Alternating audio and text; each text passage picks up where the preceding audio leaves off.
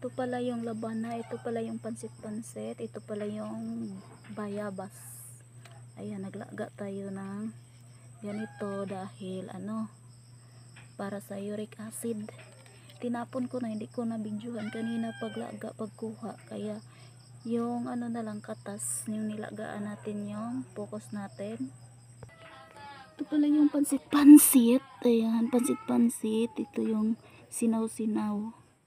Ayan, oh, ayan, ayan. Oh, ayan yung sinaw-sinaw. Ayan. Mao ni ang resulta niya. Oh, ayan. Bayabas, banaba, pansit-pansit. Yung pansit-pansit dito, sinaw-sinaw. Ayan. Ilipat. Ayan, pinalamig ko na. Pinalamig ko muna kasi ilipat ko na siya sa bottle. Dito ko pala siya ilagay. Ayan, oh.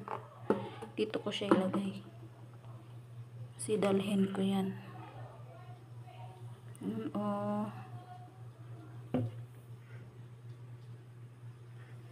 Ayan, ito yung gamot ng uric acid. Pag acidic ka, yan, laga ka lang. Libre nga gamot. Herbal. Herbal. Yung pansit-pansit, yung sinaw-sinaw. Yun siya nga herbal ay daming makuhaan UTI, tapos uric, yung UTI, hemoglobin, o pwede basta dami yung makuhaan. Kaya pinagsama-sama ko na kulang to ng malunggay, dapat may malunggay yan.